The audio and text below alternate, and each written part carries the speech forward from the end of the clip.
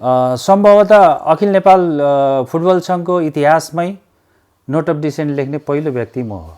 एन्फामा चाहिँ विधानसम्मत शासन भएन, पारदर्शिता भएन, सामूहिक नेतृत्व भएन, अधिकारको प्रत्यायोजन भएन, चाहिँ अब व्यक्तिको शासन चल्थ्यो भने अहिले एन्फामा विधिको शासन छ कि छैन भन्ने कुराहरू मुख्य कुराहरू हो होइन। त्यो हाम्रो विवाद थिएन।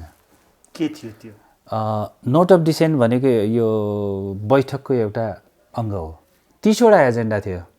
विविधमा आर्थिकको कुराहरू घुसाइएर आयो, जबकि बैठकमा केही कुरै निस्केको छैन।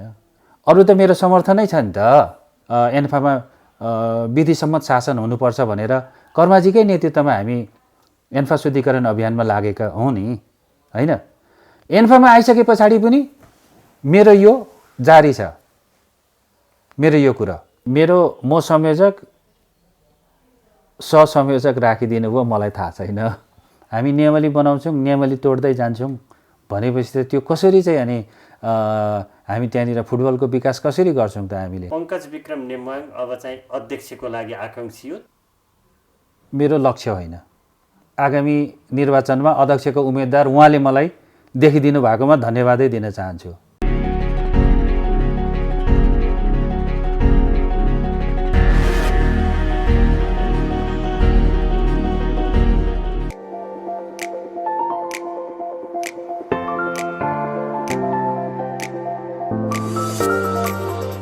तपाईँलाई नेप्लेज टिभीमा स्वागत छ। धन्यवाद। के छ नेपाली फुटबलको अवस्था अहिले? देखिरहनु भइरहेछ अहिले कोरोनाले गर्दाखेरि विश्वमै फुटबलको गति ठप्प भएर पनि अब केही देशहरूमा दर्शकरहित प्रतियोगिताहरू सुचारू गरे। एन्फाले पनि सरकारसँग यो नेसनल टिमको लागि ट्रेनिङको लागि अनुमतिको लागि आग्रह गरेको छ। अनुमति पायो? अस्तिको कार्यसमितिको आपतकालीन बैठकले त्यो निर्णय गर्यो। पत्रचार भएको होला राखेकोमा। म चाहिँ अस्वस्थताको कारणले गर्दाखेरि उपस्थित हुन सकिनँ। अहिले अखिल नेपाल फुटबल सङ्घमा चाहिँ कता कता विवाद छ, अलिकति असन्तुष्टि छ भनिन्छ। यसलाई चाहिँ अलिकति प्रश्न पारिदिनुहोस्। तपाईँ पनि एकजना जिम्मेवार पदाधिकारी, वरिष्ठ उपाध्यक्षको हैसियतमा तपाईँ एन्फामा हुनुहुन्छ। यसलाई अलिकति प्रश्न पारिदिनुहोस् न। अब विवाद असन्तुष्टि भनेर भन्दाखेरि पनि अब कस्तो हुँदो रहेछ भने हिजो हामीले एन्फा शुद्धिकरण अभियान चलाउँदाखेरि चाहिँ एन्फामा चाहिँ विधानसम्मत शासन भएन, पारदर्शिता भएन, सामूहिक नेतृत्व भएन, अधिकारको प्रत्यायोजन भएन, आदि कुराहरू राखेर कुराहरू उठाएर हामीले एउटा सुन्दर नारा बनाएका थियौँ। परिवर्तनको निम्ति सामूहिक एकता, पारदर्शिता र विकेन्द्रीकरण हाम्रो प्रतिबद्धता। गएको निर्वाचनमा हाम्रो यो मुख्य नारा थियो। त्यो नारालाई सारा जिल्ला क्लबहरू र सारा नेपालीले साथ दिएर हामी 100% हाम्रो टिम एन्फामा आयो। त्यसपश्चात हामीले विगतमा भन्दा कति पारदर्शिता अपनायौँ, विगतमा भन्दा कति बढी विधिको शासन गऱ्यौँ। विगतमा चाहिँ अब व्यक्तिको शासन चल्थ्यो भने अहिले एन्फामा विधिको शासन छ कि छैन भन्ने कुराहरू मुख्य कुराहरू हो होइन। हाम्रो कुरा पनि त्यही हो। मेरो विशेष गरेर दावा लामाजी केन्द्रीय सदस्य हुनुहुन्छ र मैले एन्फा कार्य समितिमा विगत माघ 26 गतेको बैठकमा 2-4वटा कुरामा हामीले नोट अफ डिसेन्ट लेखेका छौँ। 8-9वटा जस्तो लाग्छ मलाई अहिले सम्झिँदाखेरि होइन। त्यो चाहिँ हाम्रो के थियो भने त्यो हाम्रो विवाद थिएन। के थियो त्यो? नोट अफ डिसेन्ट भनेको यो बैठकको एउटा अङ्ग हो होइन। सबै कुरामा सर्वसम्मत नहुन सक्छ होइन। अब केही कुराहरूमा दावाजी र म सहमति हुन सक्यौँ न र हामीले नोट अफ डिसेन्ट लेख्यौँ। त्यसलाई एउटा सकारात्मक सुझावको त्यो पनि रूपमा अलिकति विधि लिनुपर्छ हुन्छ। प्रक्रियामा चाहिँ अलिकति भएन, नोट अफ डिसेन्ट लेख्ने विधि प्रक्रिया मिलेन भन्ने एक खालको बुझाइ छ। होइन, अब त्यो त्यो त्यो बुझाइ आफ्नो बुझाइ होला होइन, तर विधिसम्मत कुराहरू हुनु पर्यो होइन। बैठकमा चाहिँ 3वटा कुरामा मात्रै तपाईँको असन्तुष्टि, पछि चाहिँ नोट अफ डिसेन्ट दर्ज गर्दाखेरि चाहिँ अलि बढी आए भन्ने कुराहरू पनि थियो, त्यसलाई अलिकति प्रश्न पार्दैन? त्यो स्वाभाविक रूपमा हुनसक्छ हेर्नुहोस् होइन। बैठकमा त्यो कुरा राखियो, तर निर्णयमा आउँदाखेरि कस्तो कुराहरू आयो भने बैठकमा उठेकै छैन कुराहरू होइन। त्यतिखेर 30वटा एजेन्डा थियो, 30वटा एजेन्डा 31औँमा विविध थियो। विविधमा आर्थिकको कुराहरू घुसाइएर आयो, जबकि बैठकमा केही कुरै निस्केको छैन होइन। अब निर्णयमा आइसके पछाडि त होइन, आफू असहमति भइसके पछाडि त भन्नु परेन, असहमति भएको त्यही हो होइन। भन्न खोजेको तपाईँहरू जति बेला चेन्ज एन्फा भनेर अहिलेको नेतृत्व इस्टाब्लिस हुनुभयो, तपाईँहरू 1.5 वर्षमै बिचमा चाहिँ तपाईँहरू किन यसरी चाहिँ कोही कतातिर फर्किने कोही कतातिर फर्किने अवस्था आइलाग्यो? पहिले चाहिँ म अघिकै नोट अफ डिसेन्टकै कुरा भन्छु है। हुन्छ। त्यस्तो भयो होइन। जम्मा 54, मलाई जहाँसम्म लाग्छ 54वटा निर्णय भइरहेछ माघ 26 गतेको। 8 महिनाको अन्तरालपछि बसियो बैठक होइन, र 54वटा निर्णयहरू भयो। त्यहाँनिर हेर्नुहोस्, अधिकांश अनुमोदन मात्रै छ, अनुमोदन भयो होइन। अब 54वटामा मैले 9वटामा नोट अफ डिसेन्ट लेखेँ, अरू त मेरो समर्थनै छ नि त होइन। मैले नोट अफ डिसेन्ट लेखेको कुराहरू, दावाजीले नोट अफ डिसेन्ट लेखेको कुराहरू त यो कारणले सही छ भनेर हामीलाई कन्भिन्स गर्नु सक्नु पऱ्यो कि त होइन। हामीले लेखेको नोट अफ डिसेन्ट गल्ती छ भनेर भन्नु पऱ्यो कि त होइन। सही छ भने त त्यसलाई त नेतृत्वले, कार्यसमितिले सकारात्मक सुझावको रूपमा ग्रहण गर्नु पर्यो, सच्याउने कुरा सच्याउनु पर्यो, आइन्दा त्यस्तो कुराहरू दोहोऱ्याउनु भएन भन्ने न हो होइन।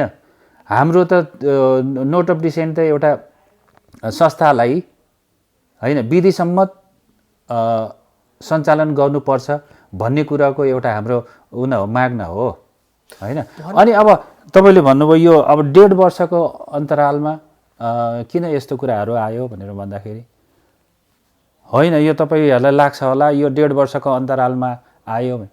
हामीले त पहिले पूर्व अध्यक्ष गणेश थापाजीकै पालामा हामीले त एन्फामा विधिसम्मत शासन हुनुपर्छ भनेर कर्माजीकै नेतृत्वमा हामी एन्फा शुद्धिकरण अभियानमा लागेका हौँ नि होइन।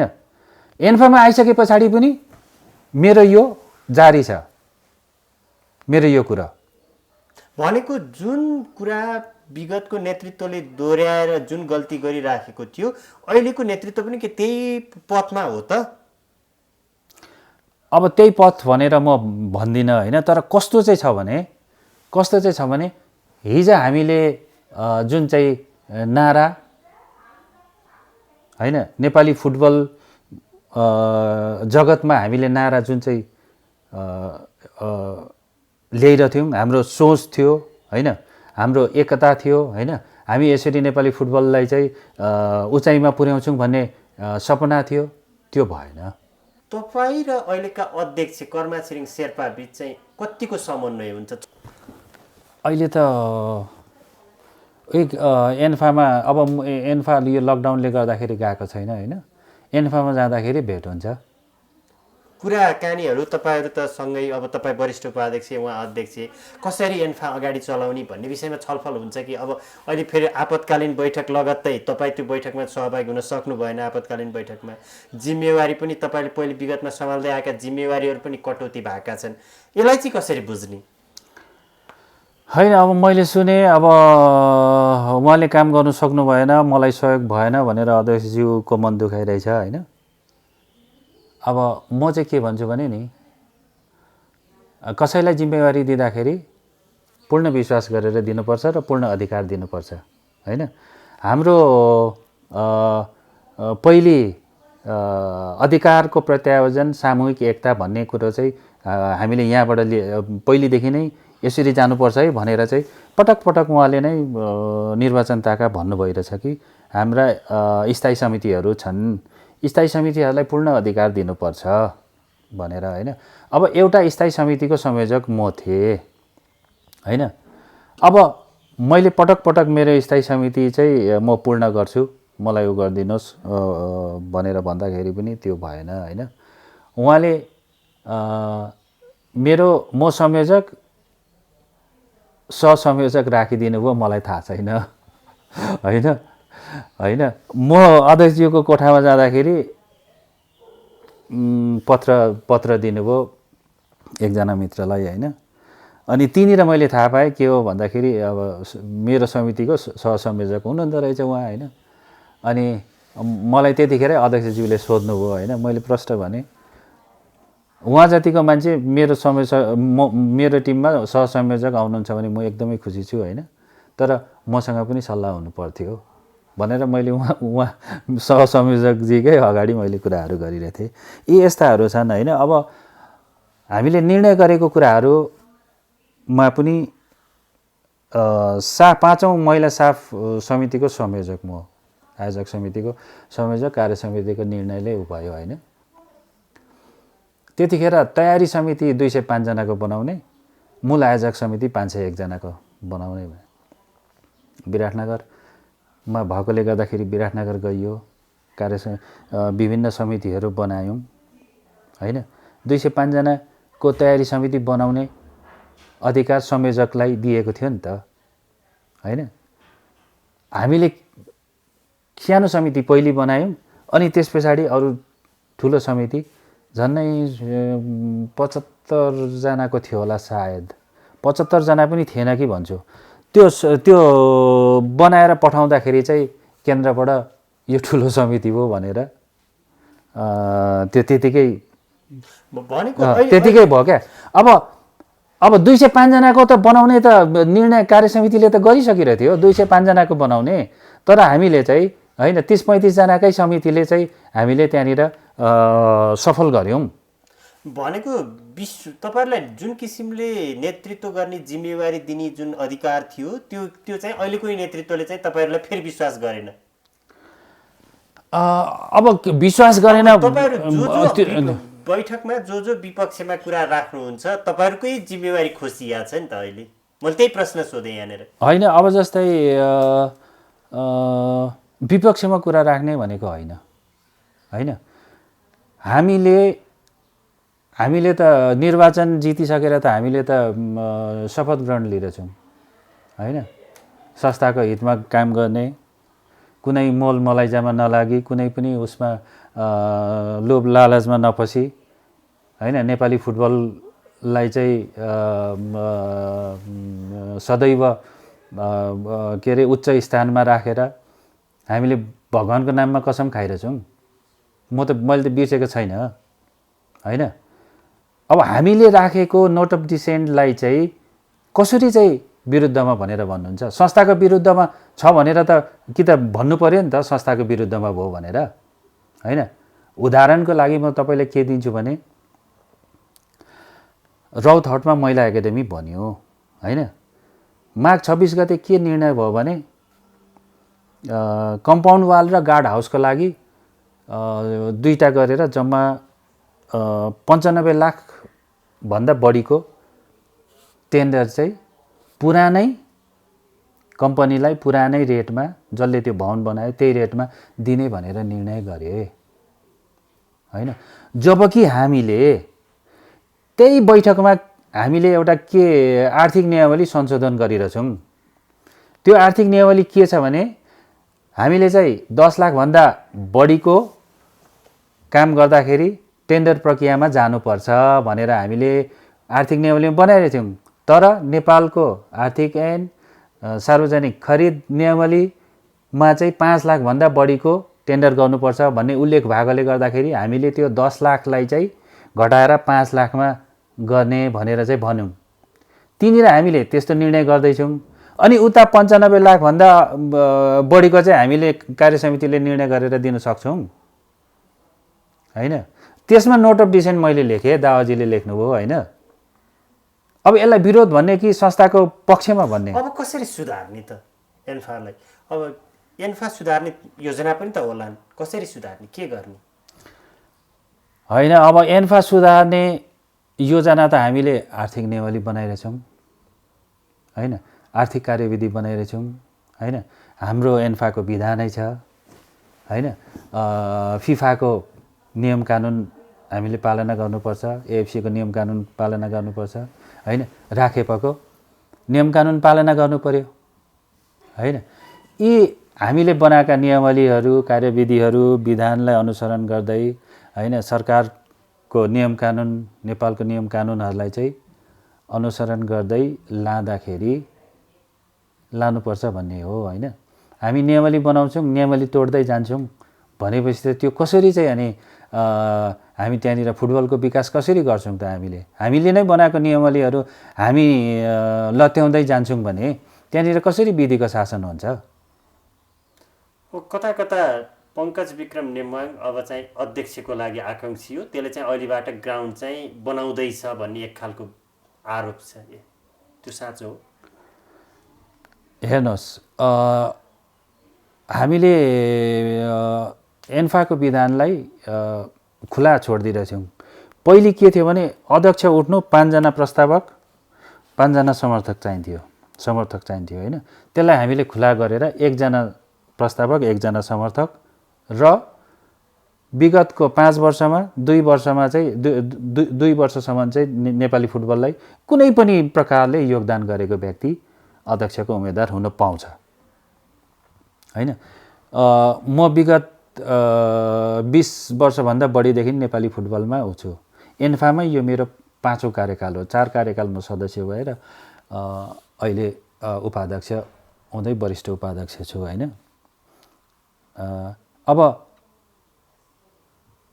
अध्यक्ष मेरो लक्ष्य होइन।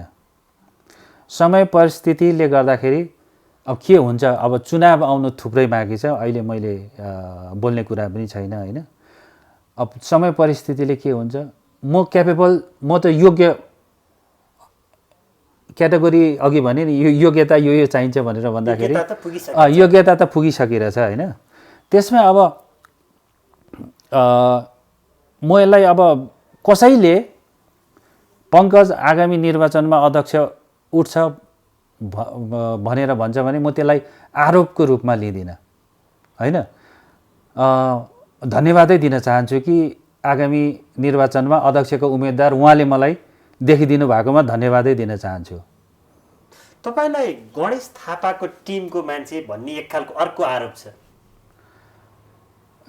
के गणेश थापा अहिले नेपाली फुटबलको नेतृत्व लिन सक्षम हुनुहुन्छ? त हुनुहुन्न, तर उहाँले चाहिँ खबरदारी गरिराख्नु भएको छ। जुन कुराहरू उहाँले खबरदारी गरिरहनु भएको छ ती खबरदारीमा तपाईँ पनि कता कता त्यो अभियानमा तपाईँ पनि कता कता जोडिनु भएको हो कि भन्ने एक खालको बुझाइ, त्यसले गर्दा मैले यो प्रश्न राखेँ। अब हेर्नुहोस्, मैले गणेश थापाजीलाई पनि खबरदारी गरेको मान्छे म हो।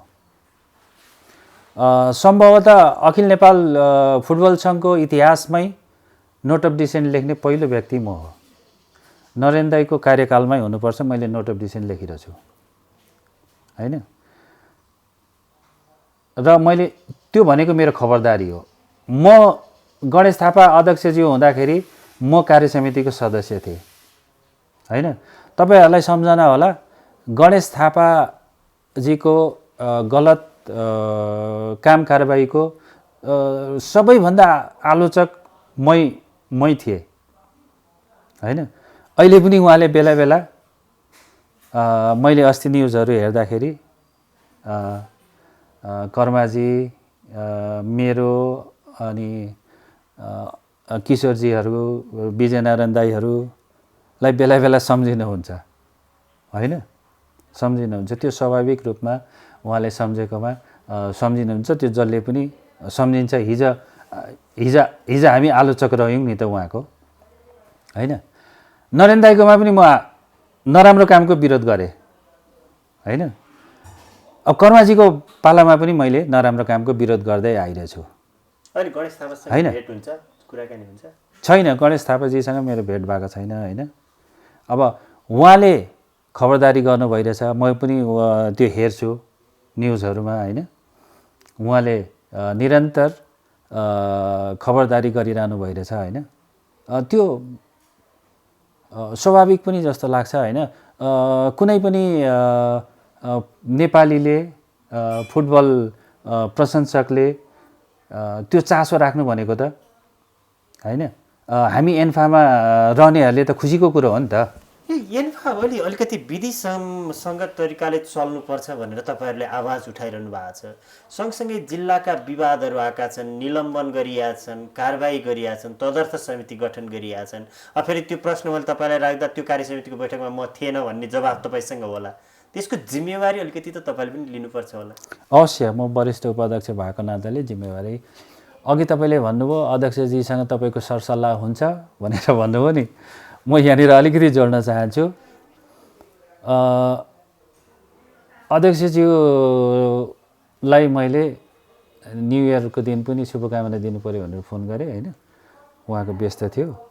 अनि वैशाख 22 गते गरेँ, वैशाख 1 गते गरेँ, सम्पर्क भएन। वैशाख 22 गते एन्फा दिवसको शुभकामना दिए, छोटा शुभकामना आदान प्रदान भयो होइन। त्यस पछाडि उहाँले मलाई फोन गर्नुभयो। कतिखेर फोन गर्नुभयो? ललितपुर अध्यक्षलाई। राति कारबाही भयो, दिउँसो कुरा भयो होइन। त्यतिखेर चाहिँ उहाँले मलाई अब कारबाही गर्नुपर्ने भयो भनेर भन्नुभयो होइन। कसरी कारबाही गर्नुपर्ने भनेर भन्दाखेरि 36-14 अनुसार गर्ने भनेर भन्नुभयो। अनि डकुमेन्टहरू जम्मै म पठाउन लाउँछु भनेर भन्नुभयो होइन। अनि 36-14ले त हुँदैन भने मैले होइन, कार्य समितिको गर्नुपर्छ भनेर भने। हामी मूल माउ संस्था हो, हामी संस्थापन पक्ष हो, हामीले त्यस्तो कुराहरूलाई मिनिमाइज गरेर लानुपर्छ अध्यक्षज्यू होइन, बढाएर लानु हुँदैन भनेर मैले होइन कारबाही गर्नुपर्ने नै भयो भनेर भन्दाखेरि मैले के भने, कारबाही गर्ने हो भने त विधान सम्मत गर्नुहोस् न त, कार्य समितिको बैठक बोलाउनुहोस्, गर्नुहोस्। त्यो सुझाव दिए। महासचिवले 36-14ले कारबाही गर्ने भनेर भन्नुहुन्छ। 36-14 भनेको कार्य समितिको अधिकार हो। कार्य समितिको अधिकार कतिखेर लागू हुन्छ भनेपछि कार्य समितिको बैठक बसेर निर्णय भए पश्चात लागू हुन्छ होइन। महासचिवले कारबाही गरिदिनु भयो राति होइन। मैले भनेको विश्व नै कोभिड-19ले गर्दाखेरि चाहिँ अहिले लकडाउनको अवस्थामा छ। हामीले ललितपुर अध्यक्षलाई कारबाही गर्नु चाहिँ किन यो हतार हो? त्यो पनि विधानसम्मत तरिकाले गरौँ न होइन। मैले महासचिवजीलाई पनि भनिरहेको थिएँ यो 36-14ले कारबाही गर्नु मिल्दैन, अहिले अन्तिम पटकको लागि सचेत गराउनु राम्रो हो भनेर मैले भनिरहेको थिएँ होइन। मेरो सुझाव यही छ भनेर मैले मेसेज पनि महासचिवलाई दिइरहेको थिएँ। म तपाईँलाई यहाँनिर एउटा कुरा, हाम्रो गल्ती के रह्यो भने मैले त्यो जुम बैठकमा मैले नोट अफ डिसेन्ट पनि लेखिरहेको छु होइन। अस्तिको यो जेठ 19 गते हाम्रो जुम बैठक हुँदाखेरि चाहिँ अनुमोदन भयो क्या। मैले के भनिरहेको छु भने 36-14ले कारबाही 36-14 अधिकार महासचिवले प्रयोग गर्नु मिल्दैन र महासचिवले गरेको निर्णय कार्य समितिले अधिकार के अरे अनुमोदन गर्ने व्यवस्थै छैन होइन। यो त्यसैले गर्दा यो विधान विपरीत छ भनेर मैले नोट अफ डिसेन्ट नै पठाइदिएको छु होइन। अब त्यतिखेर एबिसी ग्रुप हो, एबिसी क्लबको भाइबर ग्रुपमा एन्फा डेको शुभकामना मैले दिइरहेको थिएँ। त्यहाँनिर मुनि चाहिँ झम्सीखेल युथ क्लबका कोषाध्यक्ष पुरुषोत्तम थापाले कमेन्ट गरिरहेछ होइन। ललितपुरको अध्यक्ष होइन त्यसमा। उहाँ एबिसी क्लबको ग्रुपमा जब हुनुहुन्छ भने उहाँ झम्सीखेल युथ क्लबको कोषाध्यक्षको हैसियतले त्यो ग्रुपमा हुनुहुन्छ होइन। कारबाही कसलाई गरिदिए? जिल्ला अध्यक्षलाई गरिदिए होइन। अब जिल्ला अध्यक्षहरू होइन, क्लबका अध्यक्षहरू, समितिहरू त भोलिन्टियर हो नि त। नितान्त आफ्नो खाएर आफ्नो समय होइन नेपाली फुटबलको विषयमा विकासमा लागिरहनु भइरहेछ। हामीले त प्रोत्साहन गर्नुपर्छ, हतोत्साही गर्नु हुँदैन भनेर मैले बारम्बार भन्दाखेरि पनि मेरो कुरा सुनाइ भएन होइन। भक्तपुरको केस के नि? अब भक्तपुरको केस चाहिँ अब भक्तपुरको कार्य समितिलाई नै कारबाही भयो होइन। मैले विधान जहाँसम्म मलाई विधानको सम्झना छ। हामीले संस्थालाई के अरे भक्तपुर जिल्लालाई डिजल्भ गर्नु मिल्छ, के अरे सदस्यतै खारेज गर्नु मिल्छ होइन।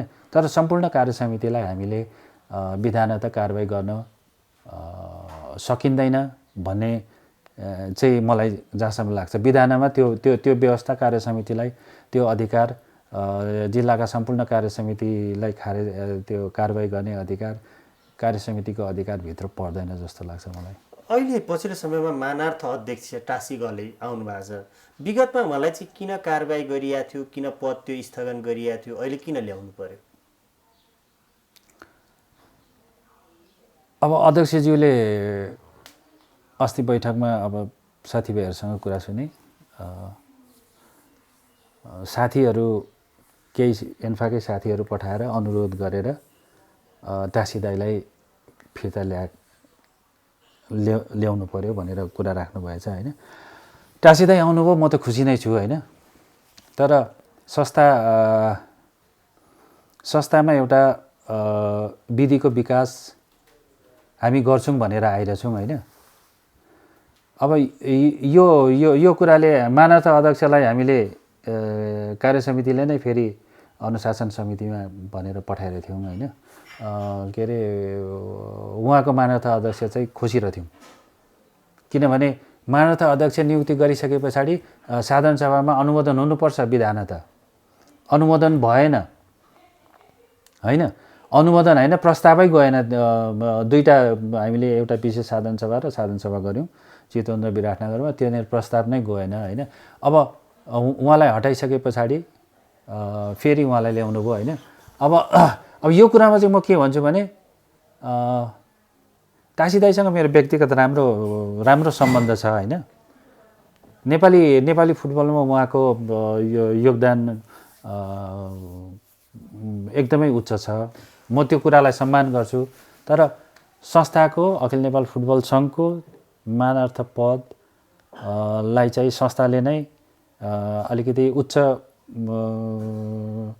गरिमा दिनुपर्छ भन्ने चाहिँ मेरो मान्यता हो। अखिल नेपाल फुटबल सङ्घ एन्फामाको विषयमा यत्रो बेर हामीले कुरा गऱ्यौँ, झन्डै 15-20 मिनट जति कुरा गर्दा हामीले चाहिँ नेपाली फुटबल क्षेत्रका चाहिँ प्रशासनिक कुराहरू, त्यहाँका संयन्त्रका झमेलाका कुराहरू गऱ्यौँ यत्रो बेर।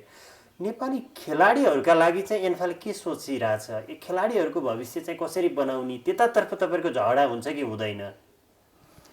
होइन, अब झगडा त अहिले पनि भएको छैन होइन, भन्न खोजेको मैले झगडा राम्रो कुराका लागि इन्ट्रेक्सन हुन्छ कि हुँदैन भन्न खोजेँ। म चाहिँ मलाई के सम्झना छ भने गणेश थापाजीकै पालामा पुरुषहरूले 7,000 पाउँथे होला जहाँसम्म लाग्छ, 7,000 या 5,000 कति तलब पाउँथे। जस त्यतिखेर त्यो तलब दिनु भनेको पनि राम्रै हो थियो क्या। अनि मैले एउटा बैठकमा पुरुषहरूले त पाउँछ राम्रो कुरोहरू हो होइन, साफ रिजनमा नेपाली महिलाहरूले पनि राम्रो रिजल्टहरू ल्याइराखेका थिए होइन। दोस्रो भइसकेका थिए त्यतिखेर, 2 चोटि दोस्रो भइसकेको थियो होला होइन। अनि मैले महिलालाई पनि तलबको व्यवस्था गरिनुपर्छ भनेर मैले माग राखेँ। त्यतिखेर निर्णय चाहिँ भएन, तर पछि दिनु थालियो, मलाई खुसी लाग्यो होइन।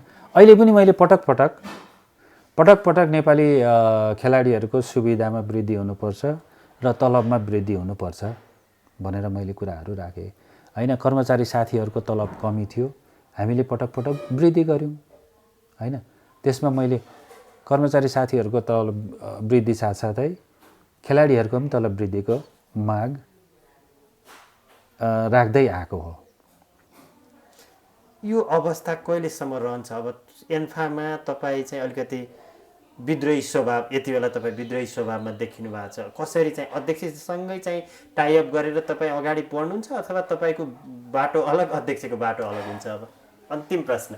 होइन, अब विद्रोही स्वभाव कसरी भन्नु? अब विद्रोही मैले त अब होइन, संस्थापनले तपाईँलाई विद्रोही देखिरहेछ होइन। मैले राम्रो कामको म जहिले पनि समर्थन गर्छु होइन, नराम्रो कामको म जहिले पनि विरोध गर्छु भनेर मैले चाहिँ पहिलेदेखि नै भन्दै आएको हो होइन। र पहिलेदेखि नै गर्दै पनि आएको हो। गणेश थापाजीकै कालदेखि गर्दै आइरहेछु र अहिले पनि गर्छु। अन्त्यमा तपाईँको म्यासेज? फुटबल प्रेमी दर्शकहरूलाई नेपाली फुटबललाई अझ माया गरिदिनुहोस् र अझै एन्फामा कामहरू भएका कसरी भइरहेछन्, कसरी नेपाली फुटबललाई विकास गर्न सकिन्छ, त्यसमा तपाईँहरूको सुझाव सल्लाह र निरन्तर खबरदारी को खाँचो छ नेपाली फुटबललाई। म चाहिँ यही भन्न चाहन्छु, निरन्तर खबरदारी गर्नुहोस् र नेपाली फुटबललाई निरन्तर माया गरिदिनुहोस् र अहिले यो कोभिड-19 को उसमा चाहिँ सुरक्षित बसिदिन सबैलाई यही मेसेज दिन्छु। सुरक्षित हौँ, यो सुरक्षित हुने समय हो। धन्यवाद। जय नेपाली फुटबल।